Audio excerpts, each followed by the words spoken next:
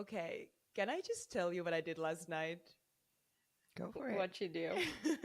So I went to this vegan Shabbat dinner, like with 30 strangers, and I'm not even kidding. I found it through some random Facebook post that just popped on my feed. And yes, sometimes I do use Facebook.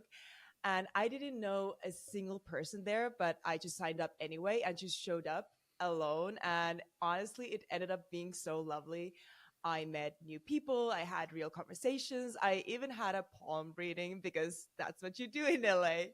Of And course. I and I left just feeling so like lit up and grateful. And I was just like reflecting on my life, and I'm like, wow, like this is the kind of things that I just do now. Because if you had told me 2 years ago when I first moved to LA and I didn't know almost anyone, that I'd just be casually going to dinner parties solo, I would have just laughed. And I was so lonely back then. And honestly, it was really hard for me to even admit that. But over time, I just put myself out there. I started saying yes to things. Like I did the awkward stuff. And now my life is just feeling so full because I found my people. So that's what we're talking about today in House of Content. And you're not Jewish, right?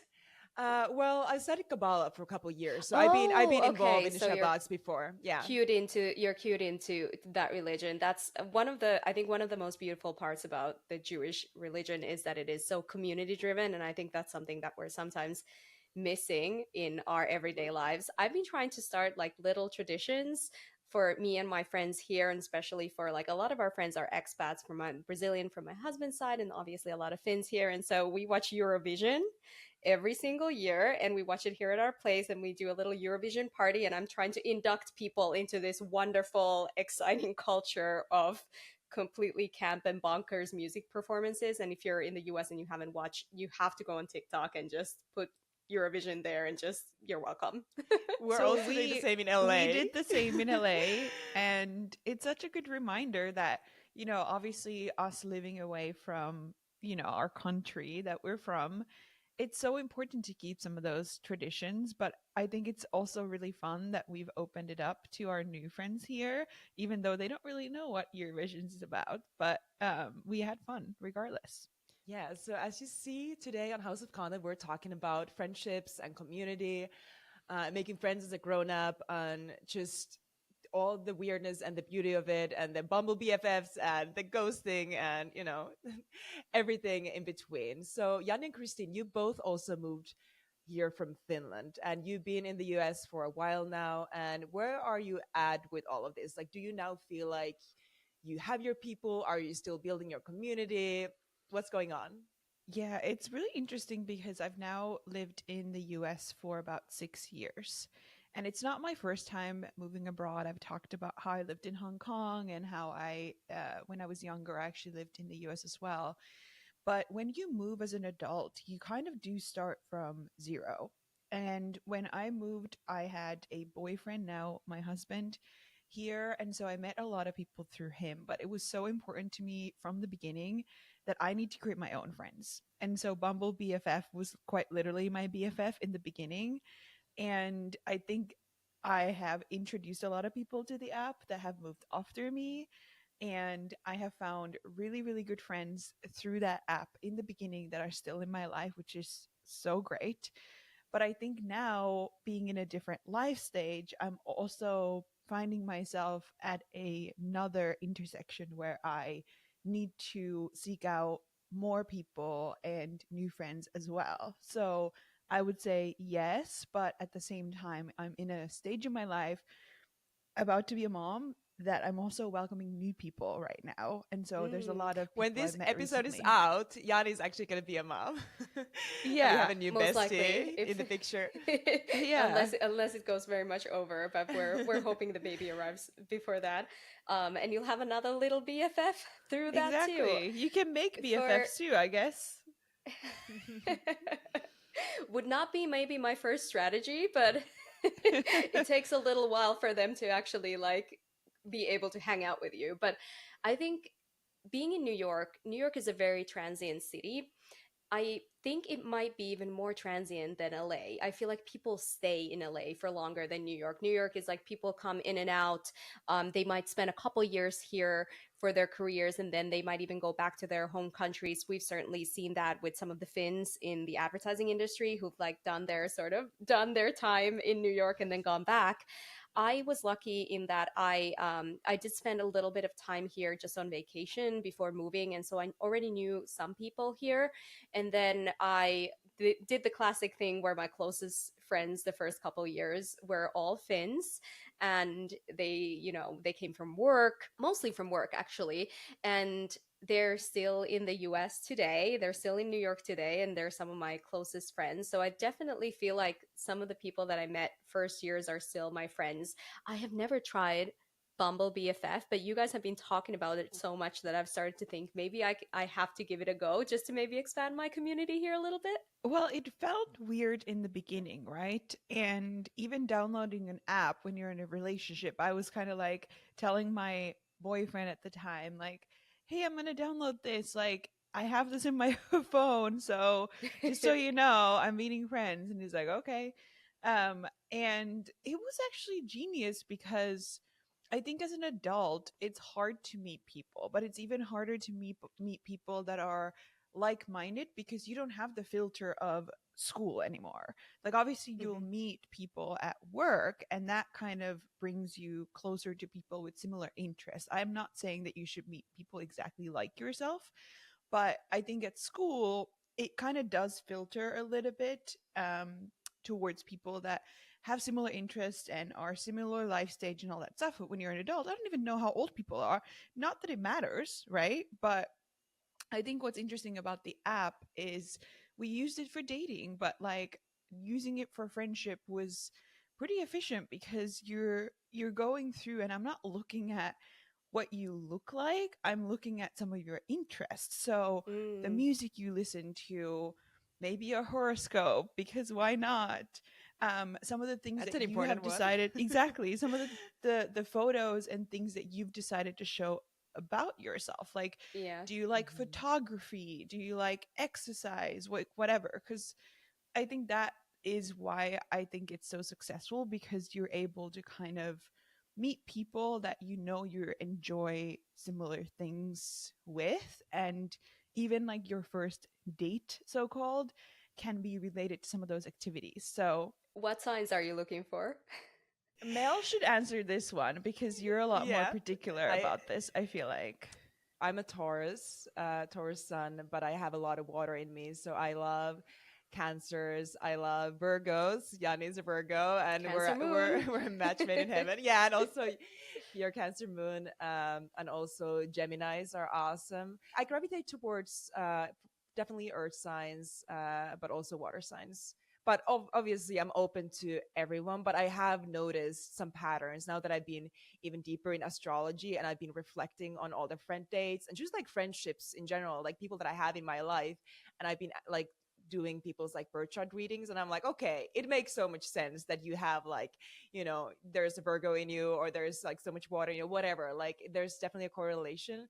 So I was actually yesterday on Bumble BFF. I've been using it now for a couple of years, and I made some of my best friends here in LA through Bumble BFF. Like in the beginning, it was a little weird, but like then, like, because it's like dating, but it's somehow even scarier because it's not just about being like, it's about finding your people. Because it's so easy to tell a person, like, if you're like dating them, and this wasn't Yeah, really it, we met once.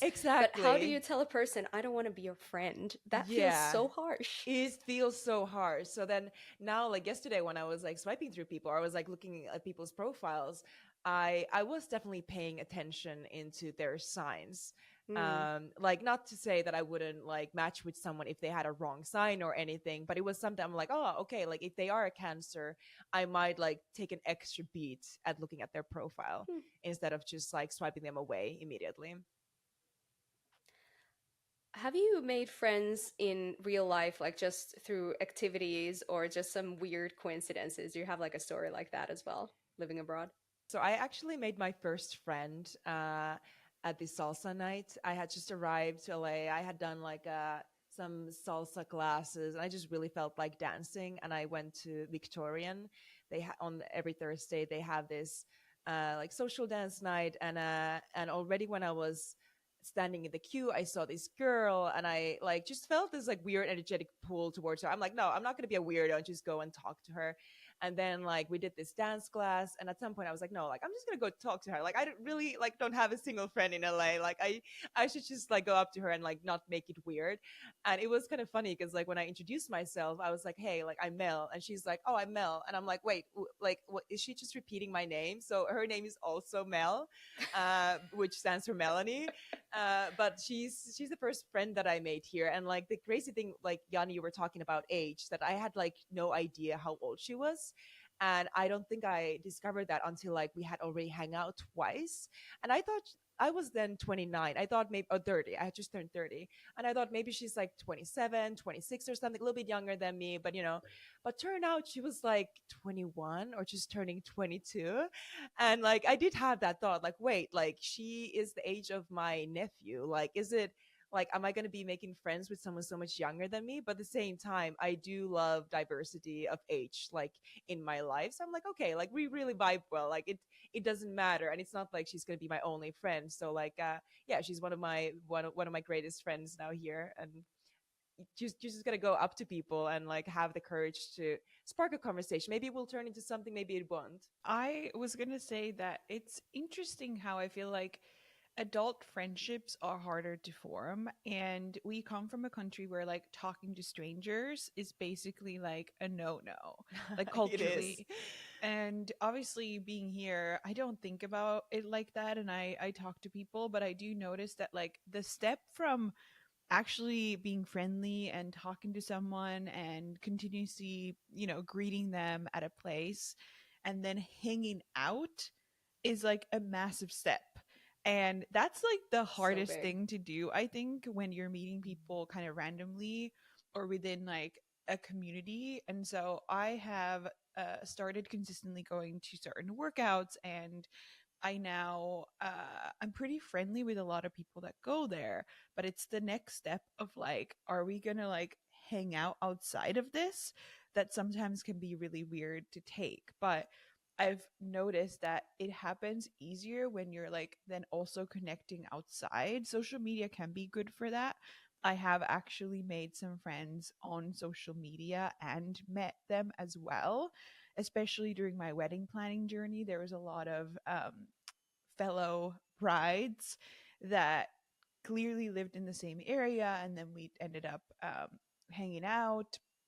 I think that may happen in the future as well. But like, I think in my yearly planning thing, I mentioned that like building community is a goal of mine. So I think it also does require you to be kind of focused on it. Like it has to be a goal of yours, so that like you're pushing yourself to make those moves in the moment, because it's not easy every time. I feel like I'm getting my social muscle back only now after COVID because I worked for so long in remote roles even after, and now I'm hybrid in the office. And I do feel like I have more energy for people.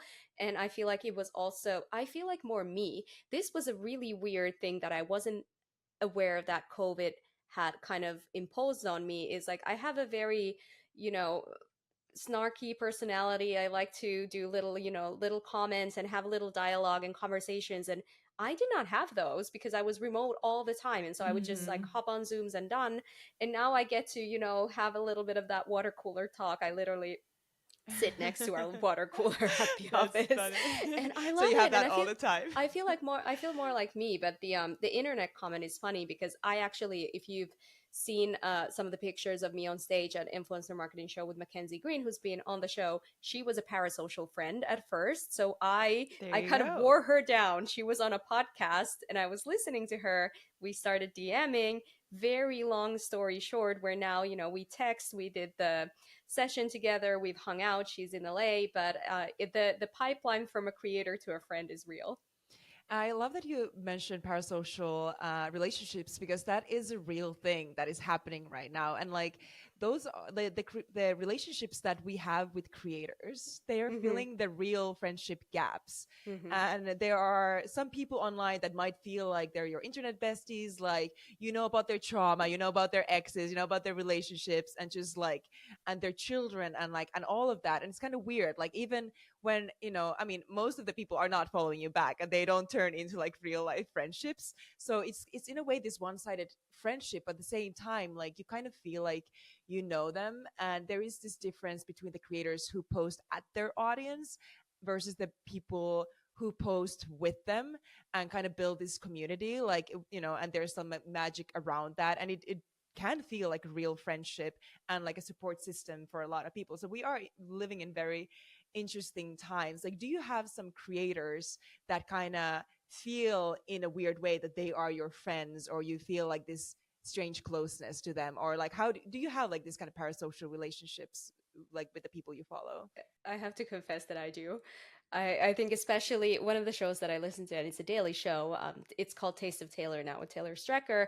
I started listening to her during the pandemic when she did 2 hour shows every single day during the weekday. And I had nothing but time. So I would go on these very long walks. And now, like, I feel like I know everything about her life.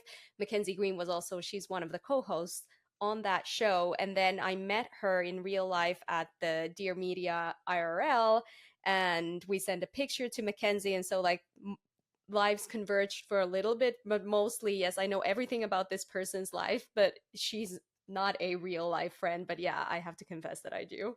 I don't think I do. And I have been really So you're thinking about healthy. this. Well, no, but I think it's like something that I don't know. It's just how I am, because even when I was young, I never was a super fan of a celebrity either. And we were talking about the celebrity crushes part the other day, and it was so hard for me to name a person because I don't get fixated on a single person. I think it's like something that I was just Mel and I born can't say with. the same. And yeah, I think it's like a related I'm great friends thing with to Petro this as Pascal. What do you well. mean? Best Right? friends. Like I just don't get it. But I think it's like related to just my inherent curiosity, where like Mm-hmm. I consume a lot of stuff versus like Mm, one person, if that makes mm, sense. Yeah, it does. And like for me, like when it comes to creators, I don't really have anyone like that. I feel because I do get you, Christine. Like when you're listening to someone almost every day, you kind of develop that kind of relationship, or like, because you keep hearing their voice. But I feel like with the creators that I follow, like I don't listen to anyone like that often. It might be like weekly or monthly. So then like, and even when like, I get easily bored of people's stories. So I don't typically follow anyone else's stories than like my close friends. But then I've been reflecting on this as a creator though. I feel like I've actually been on the both like sides of it. Like, as I started as a creator on YouTube, like in 2018, making videos in Portuguese for Brazilian audience, and that was the first time that I really felt like what it's like to build a community. And I was super serious about it. Like I was responding to comments, messaging people back, like actually having real conversations. And even now that I haven't made videos for years, I'm actually thinking I might want to get back because it was so much fun. But I still get messages asking, like from people asking, like when I'm gonna come back, and they still comment. They come and find my regular Instagram page because I had one in Portuguese, asking, how I'm doing and if everything's okay. And that like community really meant something. It wasn't just content, like it was a connection that I had created. But then when I started posting on TikTok, I feel like the energy was very different. I'm not to say that you can build a really strong community there, but for me, like I just approached from a different angle. I was a it lot depends more. on your niche too. Yeah, because The- I didn't have like such a specific niche. Like I just wanted to Mm-hmm. learn the platform, yeah. testing, understand what makes the content go viral. So I wasn't necessarily focused on like building a community, even though I did build a bigger following than on YouTube. But I didn't build a community in the same sense. And even if I would go quiet on TikTok for months, like no one even notices because Yeah, it's like, a following yeah, doesn't equal community. exactly. I think a great example of a community on TikTok, there's this New York creator called Jessie Jollis. So she's kind of like her brand is your cookie friend, and she's now started doing IRL meetups for Mm-hmm. her I community love called, that. I think her event is called Fancy for No Reason, and she throws these parties where you can go and like wear a crazy ball gown or whatever is the fanciest thing in your wardrobe, and she's bringing people together here in New York. And I think that's a great example. And I'm noticing more creators actually do this.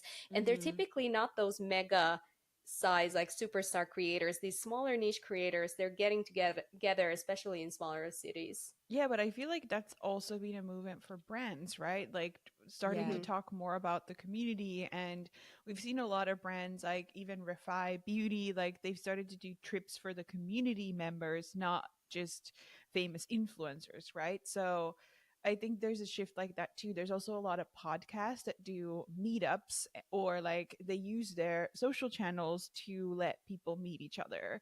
There's a couple in Finland, but like it's such a great way because it's like these listeners are interested in topic X, and so they do friend meetups so that people can meet in the comments. Maybe that's something we have to introduce as well. But I think that's such a great way to bring people together. Yeah, let us know. I would love to do a meetup. Let's say, well, I'll probably have to trek down to LA and maybe we'll do our first one there. But it would be great to just bring together people who are like-minded, maybe similar careers, similar industries. I've been kind of craving that, and I've noticed that LinkedIn is actually a great place for that too. I have quite a few of the LinkedIn creators, especially the ones who talk about creator economy and social media, in my DMs and in my inbox, and sometimes we do little Zoom dates online. I just did one actually yesterday with Christina Keen. She runs content at Flip. And then we also been kind of like playing tag with a few others to even meet up in real life and at conferences that we know that we're going to. So that's actually an area like if you want to kind of bridge the content and community side, but you don't know how to do that maybe on TikTok because you need scale, LinkedIn is a great place for that. Yeah, and I I like saw that that. you did your Can Lions post as well, kind of Mm-hmm. breaking down tips for those that may be going to that event for the first time. And if you don't know what it is, it's obviously a massive advertising festival happening in France in a couple weeks here. And so I love that that was starting to gain attraction because I'm sure there's a Yeah. lot of people that are going for the first time, and maybe you can meet up some new people there, even from that point of view. That's actually a great idea. House of Content meetup in Cannes. Who's with Yeah, us? like I'm sure there's a lot of creators too that are going for the Yeah. first time with the creator pass. So I Mm-hmm. think that's a good example of an IRL event. Mm-hmm. Yeah, I actually really like taking LinkedIn connections to IRL. I mean, Christine, you're my first one. But I've kept doing that. Like I did that also. Like I think it was a month or two ago. Also here in LA when there was someone. It was actually a mutual connection of ours, Christine, or like Oh, that just Jasmine from is she from eMarketer? yeah. Yeah. So like she just sent me a request and I'm like, oh, like she has some Finnish roots, like, maybe we should just take this to real life. And like, and we had such great time like chatting together, and we're going to be meeting up again. And I just feel like, weirdly enough, like it's so much easier to do that on LinkedIn than it is on TikTok. Like there's so many people that I've talked about doing that, like, like people that I follow in LA or even Helsinki, where we're like, hey, like, let's meet up, let's do something. But like I feel like people don't necessarily follow up, or there's like so much more ghosting involved. But I don't know, I feel like people on LinkedIn are a lot more serious about networking, and like if you make plans, you actually stick to it and make it happen. You So can't be flaky with your full government name. no, you That's the can't. thing. That is so true. So that's actually something that I want to do more of. Like I've tried making friends on TikTok. I have made a couple of them, but like LinkedIn is Mm. definitely the place that I want to be building those friendships in.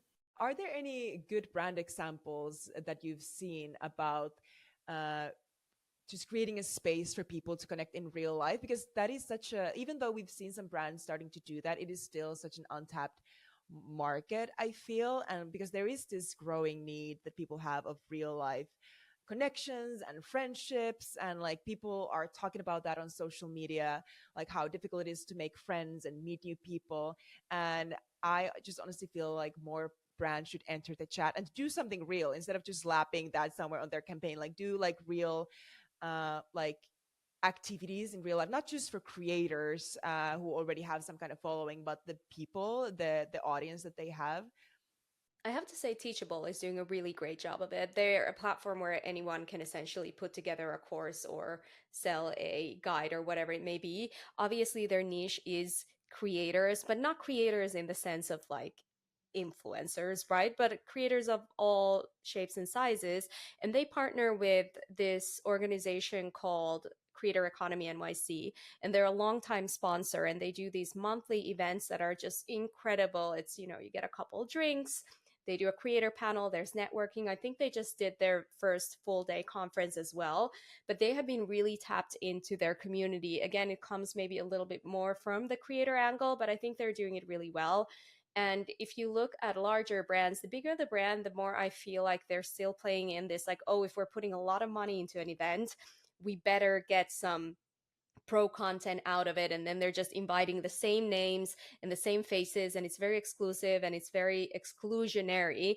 And I'm still waiting for more brands to just invite their customers along for the journey. Yeah, Literally. I mentioned a couple examples like Refi Beauty and those like Mhm. trips that have been organized for the community. So that's a brand that feels like they're really focused on the community. But I know that you asked about brands, but we always like to balance the brand and creator side of things. And I've noticed that some creators, one of them that comes to mind is Xenia Adons. And I think she's originally a German influencer, but lives kind of between Germany and I guess New York. But I have subscribed to her like Instagram broadcast channel. And obviously, that's something that you often do if you've already followed a person and they started. But it's interesting because she's always been an influencer that shares very personal thoughts. So just like thoughts that come to her mind. And there's like almost these like long paragraphs that she's sharing in the broadcast channel. And I thought that it's an interesting way to use that because some others are just using that to promote the thing that they're working on. But she wrote recently a long uh, message in there about how she feels really conflicted about the content she does create and the content that she wants to create, and like how she's battling these two things that like I want to do something else, I don't feel like something that I made is authentic, and like talking about the process. And like that's just one example of the pretty personal thoughts that she puts in there, but I think it's such an interesting example of building community and treating it almost like you're talking to your friends, because in a different space you could even get like the wrong people chiming in on that, right? And you can't have like a two-way dialogue there necessarily. So it's interesting, but I think that's an interesting way to use the broadcast channel as well. Yeah. Maybe this is a little bit to the left, but have you seen those videos of this like I think he's a stand-up comedian who is this gay guy doing if I was a girl and my name was this and this, right? And people keep saying, so it just came to mind, people keep saying in the comments like, "Oh, I wasn't expecting you to FaceTime me today," right? They really feel like he's taught, Yeah. even though it's satire and it's comedy, they really feel like they're talking to you. Mm. And a lot of creators are starting to use this strategy where they almost treat it as a FaceTime to one person, but it's actually to thousands and thousands of people. I Yeah, feel like and that that format was is the working so well. Yeah, and I feel like that strategy was key for the rise of Alex Earl. Like, I really think Oh, that for those sure. makeup Mm-hmm. moments felt for a lot of people like they're going with One this to one. person. And I always thought the comments were the funniest that were from women that are completely in a different life stage than like in college going to some Miami party, right? But it still gave you that feeling of like, you're there, you're experiencing it, your friends going, you're trying to decide what to wear. And Hmm. so, yeah, that like face to face, FaceTime kind of relationship, if you can transfer that into your content, I feel like people love and gravitate towards that. Can I parlay that to pitch on the house? Because I have one. Let's do it. So it's no secret that Coach is currently one of my favorite brands. They've had such a revival, and I love everything that they're doing from the products, but also the marketing. I want to see a campaign where two best friends are FaceTiming each other and deciding what to wear to an occasion and to a night out. And you could actually partner up with real life friends and do real life situations. Like maybe they're going to a graduation, they're going to a wedding, they have a night out in the city, and you do it from both of their POVs, and you can kind of even run those two pieces of content side by side. So you're kind of doing episodic content where you want to see the next one. So that's my Okay, pitch. I love that. I have a pitch too. I have been kind of in a chokehold in this corner of the internet where all the girlies are getting pinky rings. And What? we're talking diamond pinky rings, by the way, Okay, of because course. obviously, but I want to see Majuri do a friendship version. I saw a Mm. pinky ring that was a stacked one. So the two diamond Mm. rings that are pinky rings stacked together, but you can separate them and two friends can wear them. I feel like we in the 2000s or even before grew up with these like friendship jewelry The half heart and the Yeah. half hearts, but I think that needs to be disrupted. that And you would have to It break Majuri, apart does. yourself. exactly, Majuri or some other brand could make an amazing collection and then collaborate with all iconic friends to bring it Like to us. life. Like us, exactly. I Make a think Yeah. triple version. well, We'll I wear also them. think that like why is it always two friends? Like Yeah. I know. why can't a collection have more than that? Why does it have to be the heart? Like redesigning everything could be iconic and I can just imagine the visuals, the whole campaign around it, but also the products that I would definitely get. So yeah, that's my pitch.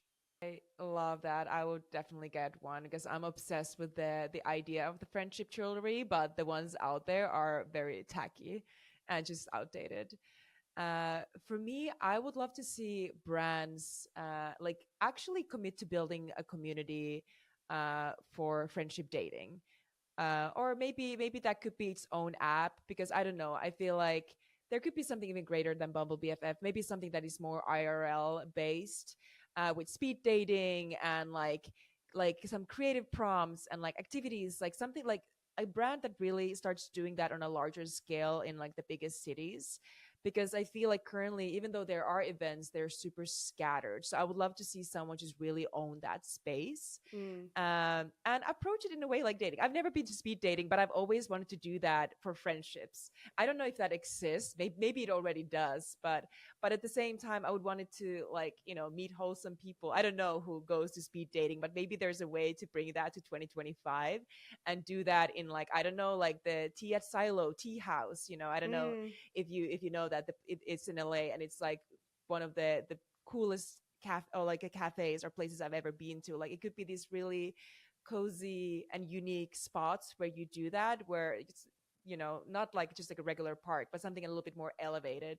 Hmm. That maybe you would even have to pay like some good money to get into, so that you're kind of paying See, also I for would the pay to do an experience. activity Yeah, like maybe like a charm bracelet or things like that, or a cocktail making class. That actually would be nice, but a little more curated versus like anybody can show up, right? yeah. I And was so you'd gonna have to build it say, around that. I need a Netflix show about adults and them trying to find new lifelong friends.